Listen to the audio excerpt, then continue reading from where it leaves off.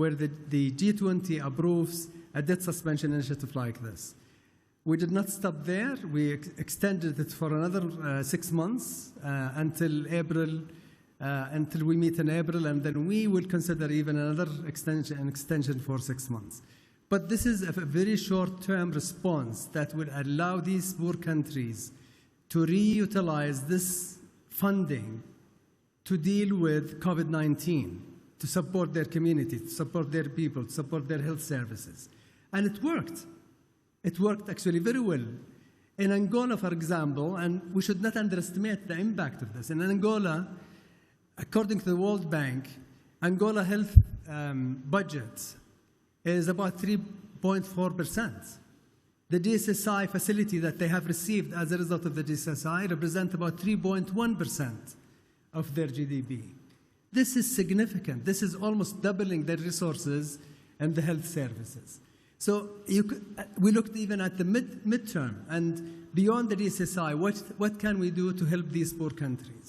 And as part of the extraordinary summit, there was a very clear, indeed crystal clear, that we have published in the action plan that was adopted by the finance ministers in April, that we will help poor countries. So we looked at the short term, we looked at the midterm, and now we have an agreed common framework which basically provides for debt treatment beyond DSSI. What can we do to help these countries reach sustainable debt levels? And that's what the common framework is about. We also did not stop there. We looked at what can we help them to do more structural reform in their economies. And we agreed to attach the common framework and the debt treatment with an IMF program that will provide them with technical support to help their economies grow, and also put very clear deliverables from these countries to ensure that they go into the path of recovery and growth. So G20 is serious about supporting these countries, supporting these economies, because we really believe that if we are leaving any country behind, we are all going to be behind. This is a pandemic that knows no border, and it is actually a very unfair one because the most vulnerable are hit hard. So we need to work together, and we have delivered in working together to support these communities and countries. Thank you very much, Minister Judan. Now we can take a question from the on-ground media outlets. Anyone wishes to ask a question? Yes, the lady in here. Second row, please. If you can stand up, please, and state your full name and your outlet, please. Your Excellency. Okay. Your Excellency, it's Marwa Rashad from Reuters. I have a couple of questions for you. The first one on the DSSI. I wanted to ask you personally, did you hope to have much better commitment from the private creditors to the DSSI? And also another question is, what is exactly the Turkey situation that is different from the unanimous agreement of the communique, the final communique, and is it related to the climate change? We would like more details in this area. Thank you. Very much. And two things to note. When the Saudi presidency called for the extraordinary summit and the leaders agreed, one of the key outputs of that summit is to provide support to poor countries. We mandated the World Bank and the IMF to come up with analysis and suggestions in relation to how we can help together these poor countries. The debt service suspension initiative was agreed unanimously by the G20 and have been implemented unanimously. 73 countries are eligible. More than 40 countries have already applied. 5 billion have already been expended just for a period of 6 months, and there is more coming in. So I really believe that the DSSI served its purpose, and we are looking now on the second initiative, which is the common framework, which is helping these countries in the mid to long term of actually restructuring their debt. And we said very clearly under the common framework that if the option of restructuring is available, we will do that. If there is no other option but to cancel debt, we will actually consider that. We listened to the private sector. We obviously cannot dictate on what the private sector should or shouldn't do, because that's their business and that's their investment and that's their money. But we listened to them. We worked with the Institute of International Finance.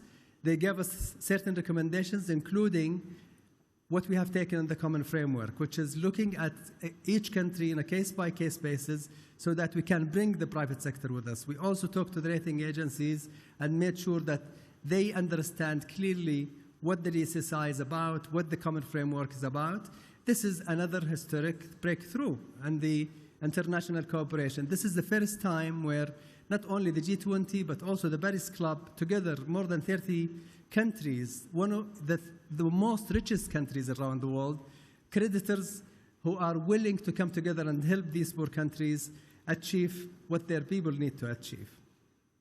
And in relation to your second question, just to say that the communique has been approved unanimously. Turkey obviously had, as His Royal Highness the Crown Prince said before the concluding remark by His Majesty, Turkey wanted to make sure that their voice is heard. We have agreed this in the Energy Ministers meeting, and a presidency statement have been issued. We are issuing the same, just to make sure that Turkey's voice is heard. And however, in relation to the communique itself, it has been agreed by everybody, including Turkey. Your Excellency, if you wanted to comment? I think you did. Okay. Thank you. Thank you very much, Minister. Now we'll take a question from a virtual media outlet. A question from DW, Burned Rigger Task, asks, did the G20 take any concrete steps to start an efficient reform for the WTO? Thank you. And I would just give a very quick comment, and then I'll turn to His Excellency the Sherpa, because this is his area. But we are actually very proud. We have seen it throughout 2020. G20 came together, and G20 rose to the challenge of COVID-19 and the serious challenge. It's a health crisis, it's economic crisis, and it is actually a growth crisis. So the G20 came together. They agreed on the Riyadh initiative to reform the WTO, which is a sign that the G20 and the world is willing to support multilateralism and supporting organizations to help smooth the trade and facilitate trade. Your Excellency. I think you said it absolutely right. I think the Riyadh initiative to reform WTO is one of the highlights of the Saudi presidency's accomplishment this year. We have full consensus from ministers of trade as well as the leaders' endorsement of this initiative. It provides the principle under which WTO will be reformed, and that is needed reform, and it will be done under its own umbrella. Thank you very much, Ministers. Now we can take a question from our on-ground media outlets. Yes, sir. On the front. بس إذا توقف الله يرضى عليك الاسم الكامل والوسيلة الإعلامية. السلام عليكم وشكرا أصحاب المعالي. أنا جمال معيقل من روتانا خليجية. السؤال اللي معالي الأستاذ فهد المبارك، يمكن زميلنا من DW سأل السؤال هذا، لكن حاب أخذ تفاصيل أكثر حول مرتكزات مبادرة الرياض، المستقبل منظمة التجارة العالمية، شو المرتكزات اللي راح ترتكز عليها وش نوع الإصلاح اللي احنا نتكلم عنه، خصوصا أنه يرتبط بالدعم السياسي. المعالي الأستاذ محمد الجدعان، سؤالي كان كيف تنوي دول مجموعة ال20 بشكل عام والسعودية بشكل خاص سد الفجوات الشمول المالي؟ هل نتكلم هنا عن سياسات؟ هل نتكلم عن إجراءات؟ وكيف راح تصير المواءمة بينها بين دول المجموعة؟ وسؤالي الأخير هو عن مواكبة العصر الرقمي. نحن نتكلم عن الذكاء الصناعي، نتكلم عن الثورة الصناعية الرابعة وصناعة معتمدة بدرجة أولى على التكنولوجيا. هناك تخوف، تحديات كبيرة جدا فيما يتعلق بالقوى العاملة خصوصا بعد جائحة كورونا. كيف ستوايمون بين الأهداف هذه والأهداف الأخرى أيضا فيما يخص القوى العاملة عالميا؟ شكرا. شكرا على هذا السؤال. التجارة من أهم الأمور في النمو الاقتصادي وخلق الوظائف. وزراء التجارة هذا العام عادة كل سنة يجتمعون مرة واحدة، هذا العام اجتمعوا 3 مرات لأهمية هذا الموضوع والظروف التي تمر بها العالم. اجتمعوا مرتين لمناقشة إجراءات كيف التعامل مع تبعات كوفيد-19.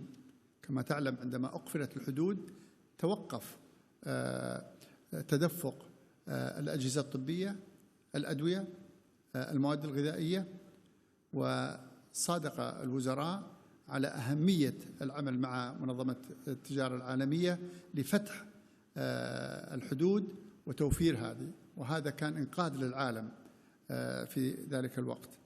ولكن أيضا في برنامجنا الأساسي هو إعادة هيكلة منظمة التجارة العالمية، وهذا أمر مهم، ووضعت عدد من المبادئ الأساسية التي بموجبها ممكن إعادة النظر في بنود الاتفاقية التي توفر حرية وتدفق التجارة بين الحدود، وفي نفس الوقت تعطي حمايات معقولة ومحدودة جدا حسب الاتفاق الذي يتم بين أعضاء منظمة التجارة العالمية.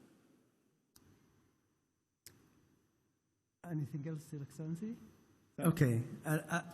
I think you had 2 questions, so I'll take the second and third question very quickly.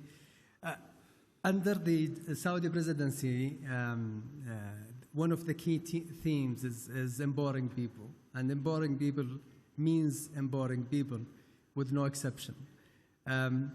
The inclusiveness, particularly in digital inclusiveness, is a key priority that was adopted and agreed, and very clear policy guidelines have been issued by the G20 and endorsed today in the communiqué, and you will find the details in the communiqué, where we wanted to make sure that we don't leave anyone behind.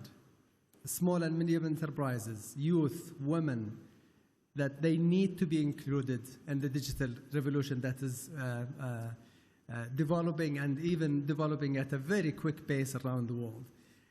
This is very important if we wanted to empower communities, if we wanted to have a growth that is sustainable, that is fair, and that's what G20 is about. Generally, innovation and digitalization is critical, and artificial intelligence is one element of that. G20 supports innovation and digitalization. G20 encourages that, but also at the same time, we look at the downside, which is what happens to jobs, what happens to the marketplace, what happened to the low-skilled part of the community. And the G20 encourages, again, under the main theme of empowering people, encourages reskilling people, and we had very clear initiatives on reskilling these people, making sure that they will be available for other jobs that the economy will provide as we grow. Thank you very much, Your Excellencies. Now we're going to have a question from a virtual media attendee. The independent Bin Chu asks, does this G20 Leaders Summit mark a renaissance of multilateralism after the damage of the past 3 years in terms of trade hostilities and attacks on multilateral institutions by the United States government? Thank you very much. This is actually a very important question, and I would say to the contrary. What we have seen today is that the G20 rose to the challenge. We have seen a very clear signs, but also actions by the G20 supporting multilateralism. We have seen very clear, and in today's communiqué, the details are there in terms of supporting trade, supporting multilateral institutions, making sure that we work with the WHO, we work with IMF, we work with the World Bank. These are all multilateral organizations that we depend on, we provide political support to, but we also know that they represent the whole world. Their membership is across the world, and they are the voice of the world. And the G20 very much supported throughout this year, encouraging more multilateralism, encouraging more the cooperation and collaboration. As we have seen, throughout the G20 presidency, I held about 6 finance ministers meeting this year. And I can tell you without exception, every time we discuss, obviously we challenge each other, but we end up agreeing on what is right for the world, what is the common cause for the world. It is about the world, it is about recovery to the whole world, and that's what we have seen throughout the year, but also as more importantly today in the communique. Thank you very much, Minister. Now we can take a question from our on-ground media attendees.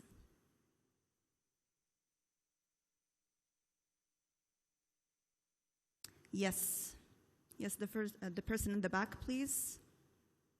تفضلاً.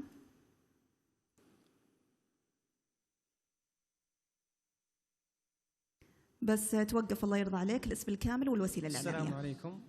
محمد السليمي من قناة الإخبارية.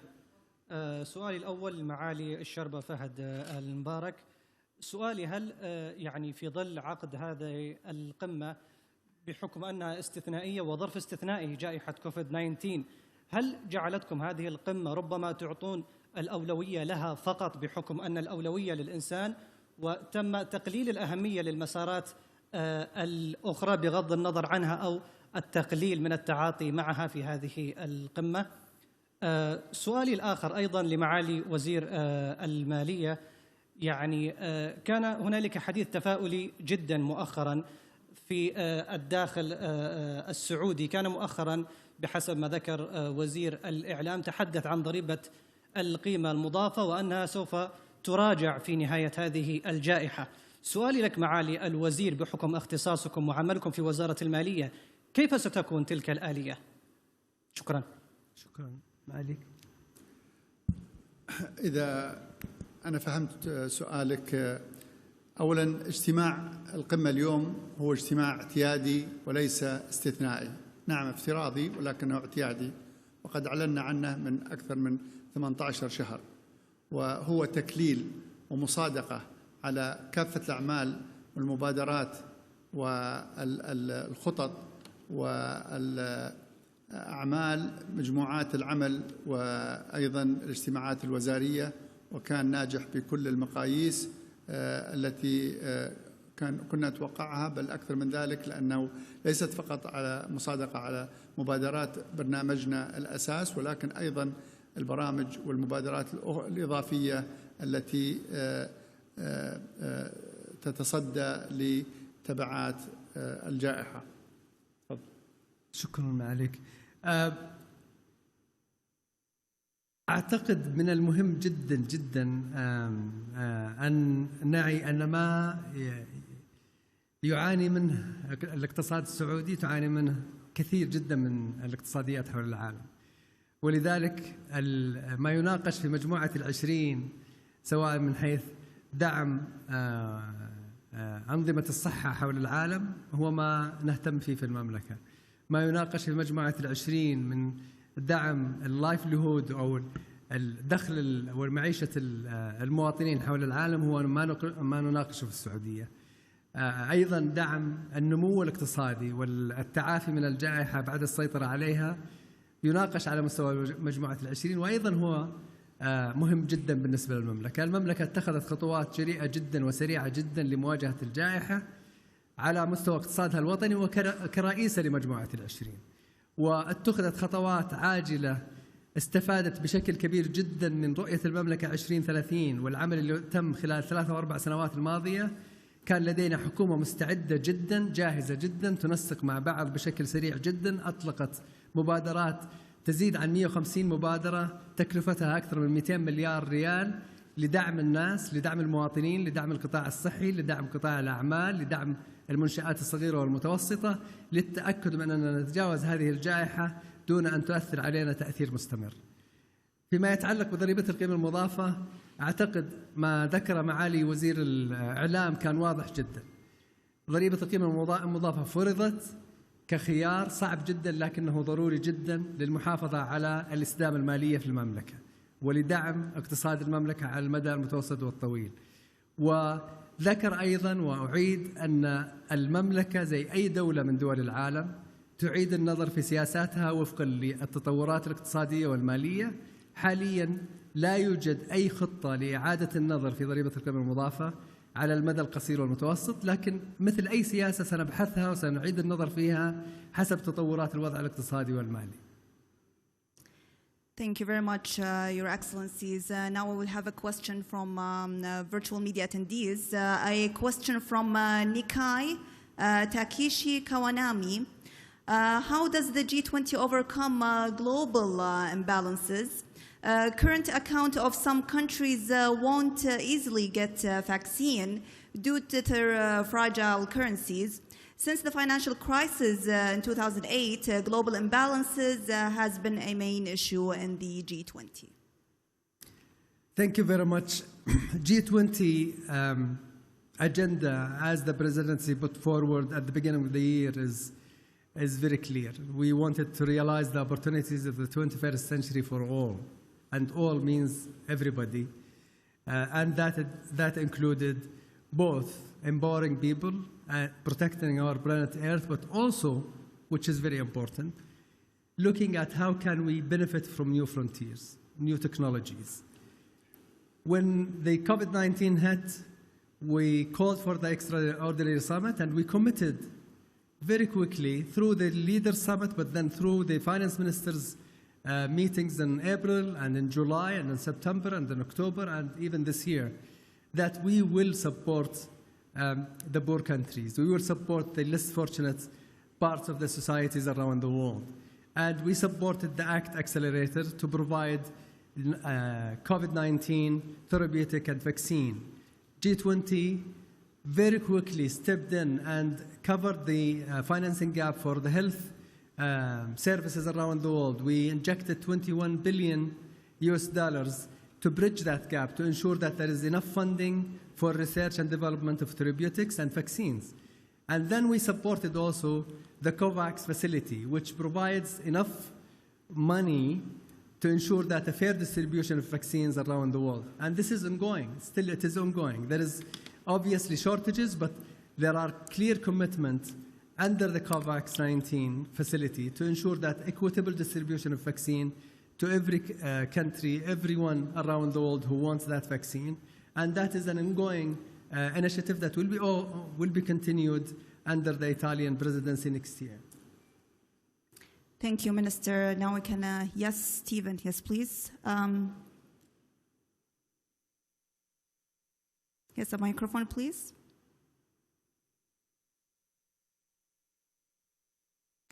Thank you. Your full name and your outlet, please. Thank you, Your Excellency. Stephen Kalin from the Wall Street Journal. I wanted to just follow up on the last comment by Minister Jadaan. A few days ago, as the summit began, there was a letter from the World Health Organization and a few other global leaders calling on the G20 to fully fund the ACTA Accelerator and provide more funding. I know that early on it was overfunded at the beginning of the year, but there's, I think, an estimated $28 billion gap. I'm wondering, given that we're heading into what hopefully will be having a number of vaccines from different countries, glancing at the communique before the press conference, it didn't seem like there was a firm commitment to filling that funding gap. So I wonder, why not? Was there a particular reason or objection to doing that? And has enough really been done to ensure that there's not a race, a nationalistic race for this vaccine? This is the perfect platform for ensuring coordination and equitable access. But some of the leaders have, outside of this forum, made comments indicating that they're going to look after their own citizens first and not take, as you suggest, not take everybody into consideration. Thank you. Thank you very much, Stephen. I think the key message that I would want really to leave with you all today is that in that room, every single leader was supportive of the G20 initiatives to ensure that we provide enough resources to ensure that the vaccine and therapeutic is available to everyone.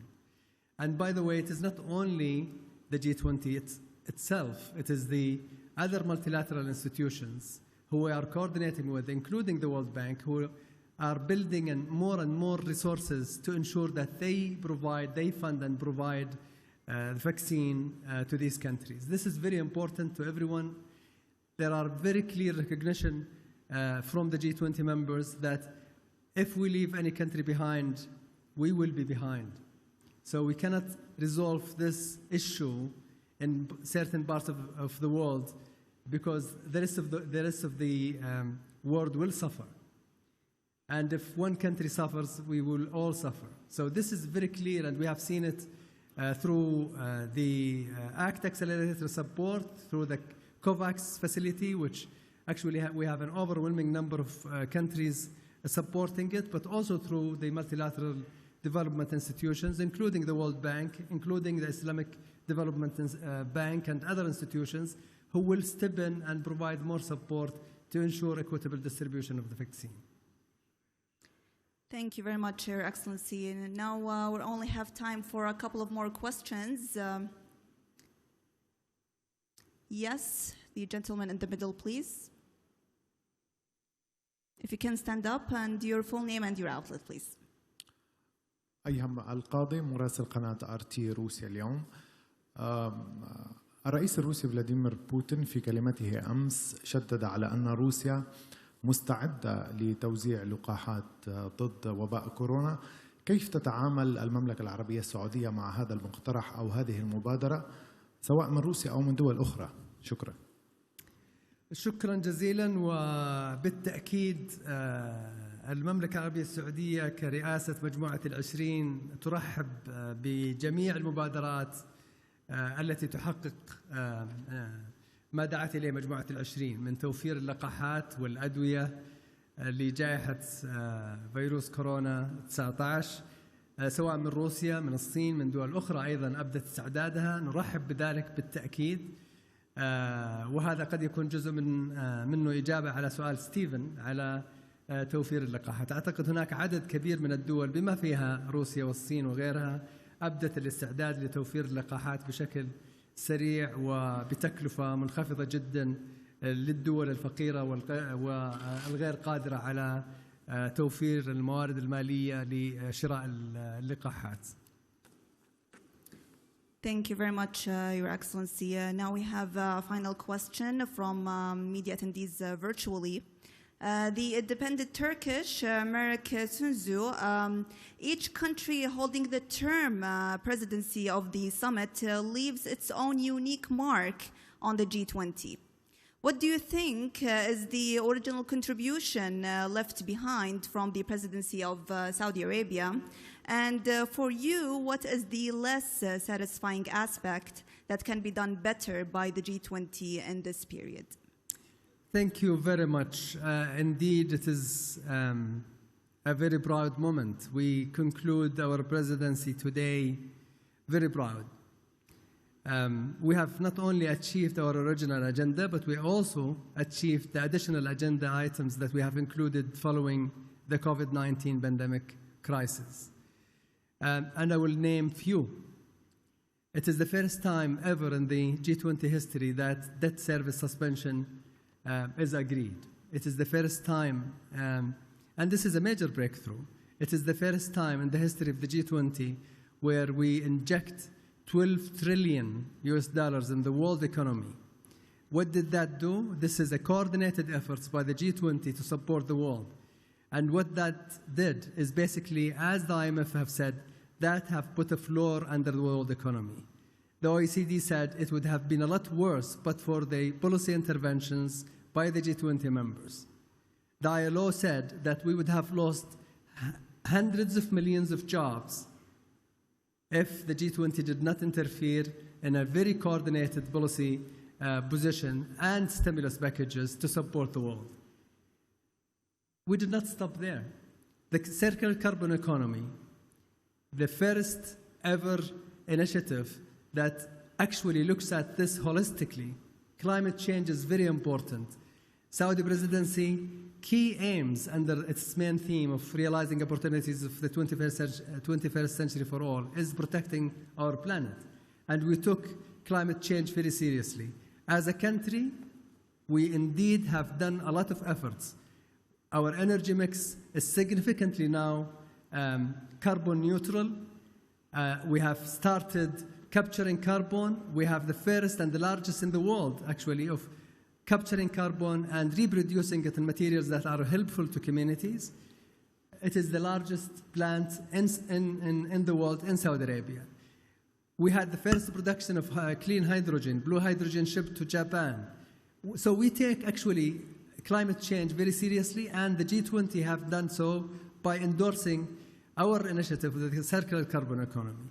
I could go on and on, but there has been a lot of initiatives that have been put forward, endorsed by the G20 throughout presidency that did not happen before. So I'm very proud, and Your Excellency, as the Sherpa, I think you had far more initiatives under your portfolio that you were successful in, if you want to name some.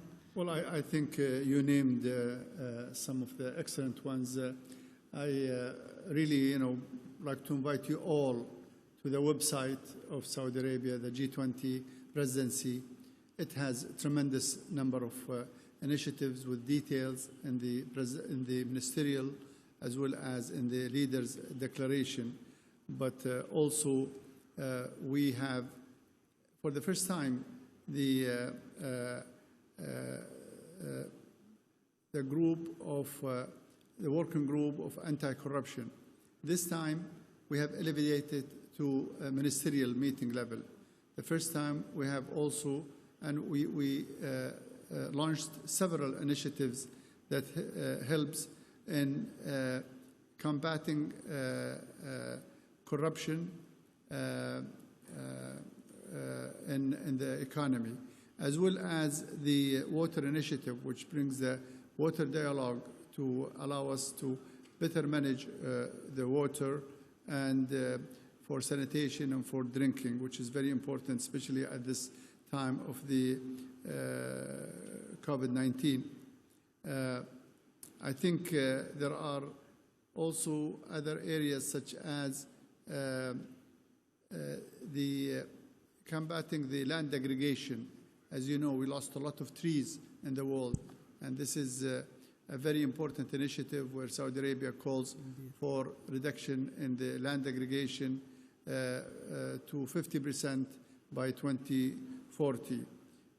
I could go on and on, but also the coral reef and how can we protect the coral reef. These are all nature-based solution for climate change, in addition to what His Excellency have explained earlier. Thank you. Thank you. Thank you very much, Minister Al-Jud'an and Minister Al-Mubarak, for your valuable remarks today. Many thanks as well for the media in attendance and those who submitted their questions from around the world. Thank you very much. Minister Al-Jud'an will now conclude the press conference with some short remarks. First, to thank you all for being here and taking the time and interest on what Saudi presidency yielded throughout this year. I would like to thank those who are with us virtually for their interest. I would like to thank with all of my heart every member of the G20, every minister of the G20, every working group member, our deputies, our Sherpas who have really worked very hard for a work that is well done. I am very proud, extremely proud. You just can't believe how proud I am with our young talents of boys and girls, Saudis, who have managed to rise to the challenge, negotiate, work behind the scene, make sure that we deliver under the G20.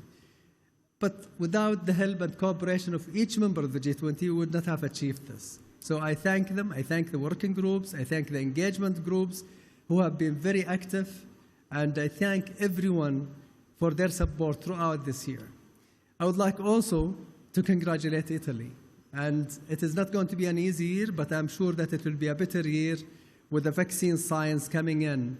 But they can count on us and our support, and I would like to wish them all the best. I would like to thank our leadership.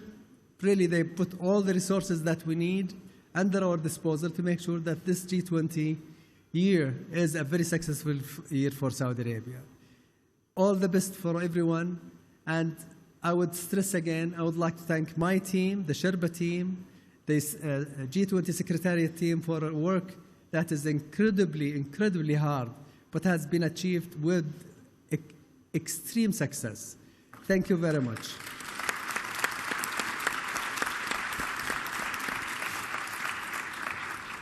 Thank you very much, Minister. وبذلك نختتم قمة الرياض لمجموعة ال20. شكرا جزيلا لحسن متابعتكم، مع تمنياتي للجميع بدوام الصحة والعافية. شكرا.